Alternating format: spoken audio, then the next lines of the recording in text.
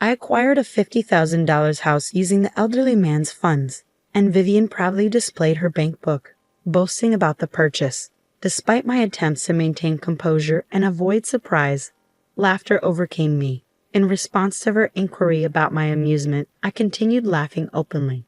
The eldest son's wife seemingly aimed to leave me speechless, but instead of retorting, I chuckled unabashedly before regaining my composure. I looked at her and with a touch of sympathy uttered, "Sorry for you. My name is Rita, and since marrying my husband, who is a decade my senior, I've been a subject of gossip. He was already affluent, owning multiple companies and substantial wealth. Marrying a significantly older man, especially one with such financial standing, led people to assume I was after his money. However, I genuinely never coveted his wealth. In reality, my husband grew up in poverty after his father's disappearance due to gambling. Living in the same apartment complex where I was the landlord's daughter, we became childhood companions. As a child, I confessed my feelings to him, only to be rejected with laughter and a promise to reconsider when I was older. Even when he moved to New York, we continued corresponding. Despite my repeated confessions, he maintained the stance that I was too young. Our communication persisted even through high school, where he expressed surprise at my continued affection. Upon graduating high school and starting university, I confessed once more, receiving a response that he'd consider my confession once I broadened my perspectives in university. Throughout my 4 university years, my feelings for him remained unwavering. Upon graduation, I confessed again, and this time, he bashfully acknowledged my consistent love. At 23, I began working while he, at 33, garnered attention for his thriving business ventures in New York. Eager to marry, he promised to do so once his company achieved success. Living together at the time, I diligently attended to household chores and prepared his favorite meals, awaiting his return. There were moments of doubt about his feelings, but when questioned, he admitted to initially considering my affection a childhood crush. Surprised by my persistent confessions in high school and college, he began to feel shy and self-aware of his feelings. Despite concerns during my college years that I might find someone else, he assured me he had no time for romance due to intense focus on studying and overcoming his impoverished background. Both of us remained confident that we would never betray each other. We always had a harmonious relationship, even amidst the news of various couples in our circle going through divorces.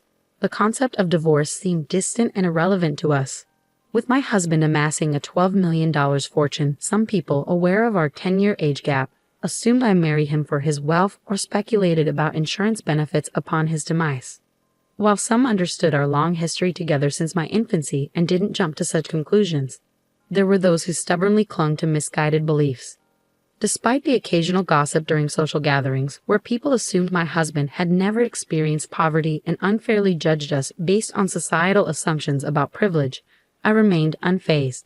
Whenever I noticed disapproving looks from my husband, I'd simply advise him to smile and brush off the rumors.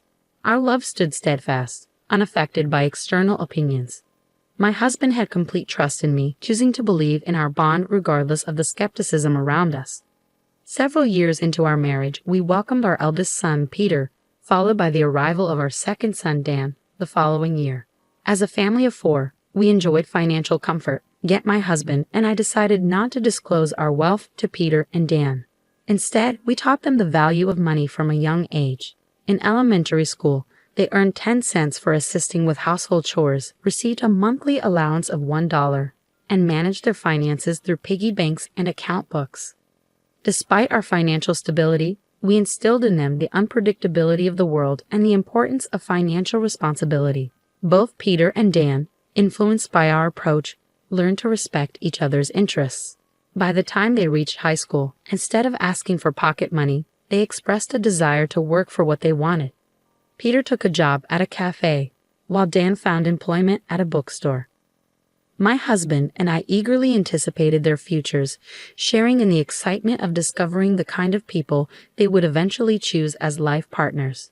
When I mentioned the possibility of them choosing same-gender partners or opting for a single life, my husband laughed, agreeing that their happiness was paramount. We shared a heartfelt laugh, acknowledging our simple wish for our son's happiness, not anticipating the surprise that awaited us when our eldest son expressed his intention to marry someone that left us exclaiming, "You're marrying her?" "I want to introduce you to the woman I have been dating, Dad. Mom and Dan. I'm considering marrying her in the future." Even after Peter and Dan graduated from university, started working, and moved out of the family home, we made it a point to have a family dinner once a month. During one of these dinners, Peter announced his decision, and both Rita, my husband, and Dan were already in a celebratory mood, expressing excitement about meeting her. That evening, Peter brought the woman in question to our house. Upon entering, she marveled at our home, expressing aspirations of living in such a fantastic house someday. She exclaimed how wonderful it was, and Peter watched her with a fond smile.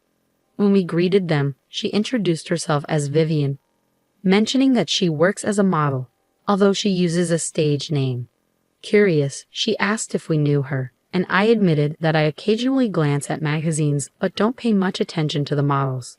She nodded in understanding, suggesting that I might be too old to be familiar with the magazines she appears in. I was taken aback when she added that I might not read the kind of magazines she features in, given my age. Despite the initial shock, I realized she probably didn't mean any harm and was merely making a casual observation. She then asked if my marriage was arranged, to which I replied no, explaining that Peter and I had a love marriage. Vivian, in turn, shared that she and Peter also had a love marriage. Surprisingly, she questioned the longevity of our relationship, considering the 10-year age gap. Sensing a comparison between the lengths of our romances, I pointed out the futility of such comparisons and emphasized that we had a love marriage, just like she and Peter. However, she seemed skeptical and brought up the topic of money, insinuating that we might be pretending for financial reasons. Peter intervened, asserting that our parents had a genuine love marriage, evident in the way they are together. This seemed to halt Vivian's line of questioning. When Peter took Vivian home, my husband and Dan were shocked by her remarks, leaving them too stunned to say anything. In the aftermath, my brother's choice of a potential life partner left them appalled and questioning if he would really marry someone with such an attitude. He's a high earner. There must be plenty of other nice women out there. Dan, visibly concerned about his brother, was holding his head. I patted his shoulder, offering reassurance. "It's okay, Dan." Peter wasn't endorsing her behavior, was he? He wasn't overlooking her remarks. He must have plans to handle her if they get married. He must genuinely love her to choose her over all the other nice women out there. Despite the complexity of their expressions, my husband and Dan seemed to agree with my words.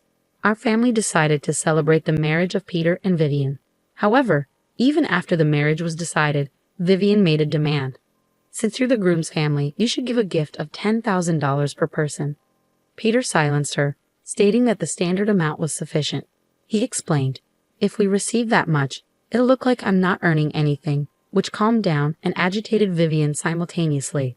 As long as Peter kept a firm hand on her, we hoped they could build a good home. My husband Dan and I decided not to worry about their household. Time passed, and my husband eventually passed away due to illness and aging. By that time, those who had once thought I married him for his wealth had come to see me as a devoted wife.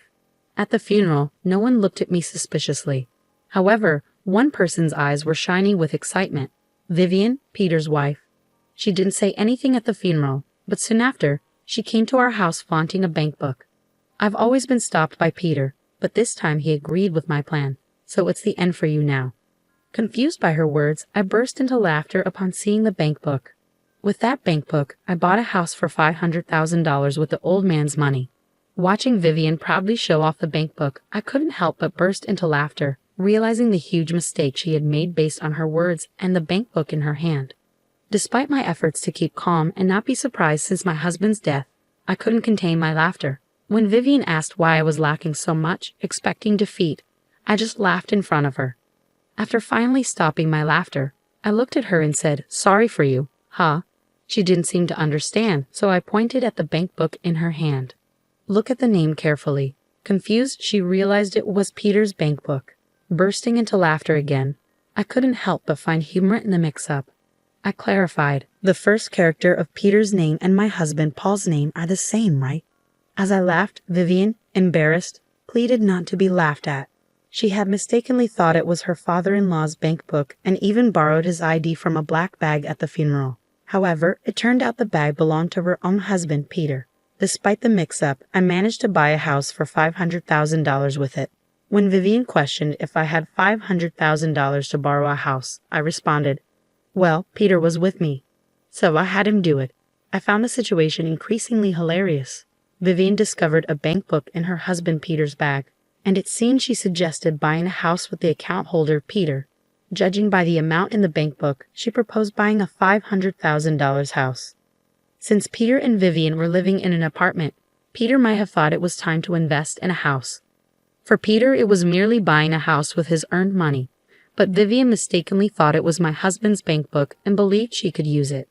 Not being the account holder, I thought it might be the bank book with my husband's insurance money.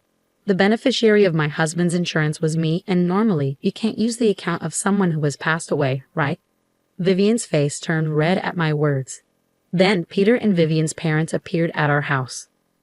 "Ah, I thought you'd be here," Peter said nonchalantly as Vivian's parents, looking pale, came to me, bowing repeatedly. They apologized for their daughter's rudeness. As I was surprised, Vivian's parents explained what had happened.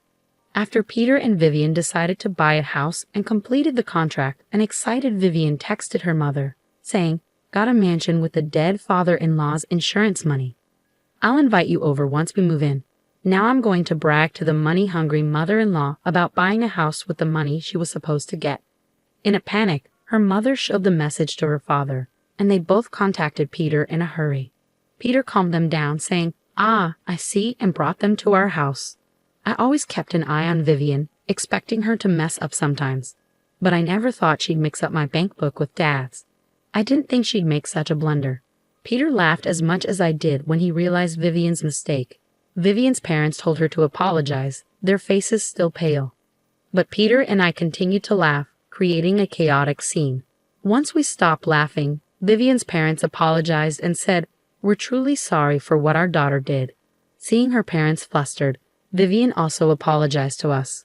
"Oh, it's all right. In the end, I haven't suffered any harm," I told Vivian and her parents, but they insisted on apologizing.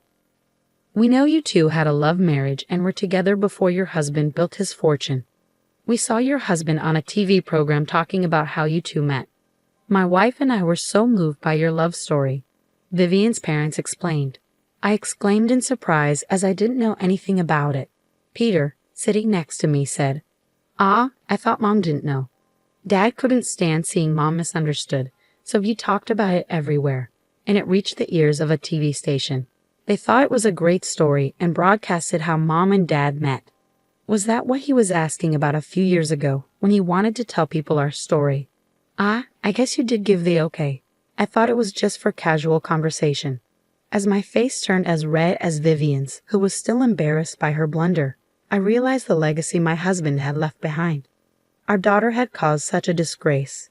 "If Peter wants to divorce her after this," Peter, looking puzzled, replied, "What? I have no intention of divorcing her even after what she did. Like Mom said, there was no harm done, and I would have stopped her if it looked like there would be. I married her, including her occasional blunders, because I love her. I'll take responsibility for her actions, so please don't worry." Peter said this with a refreshing smile. Vivian hugged him, and her parents were in awe, praising Peter for his kindness. When Dan, the younger son, heard about it later, he said, "I just can't understand my brother's thinking," looking skyward. When I asked Peter why he loved her so much, he said, laughing, "She's never boring to watch." Remembering how he made me laugh during my grief after my husband's death, I felt I understood what he meant. Being with her probably meant no time for minor worries or sulking. Though Vivian did what she did, she's been without an allowance for a while and recently started working at my favorite cafe. Whether she was embarrassed by how much I laughed at her, scolded by her parents, or heard in detail about mine and my husband's love story from them, I'm not sure. But lately she's been calling me ma'am and treating me more respectfully. For a while, I think I'll continue visiting this cafe, watching Peter's wife grow and change.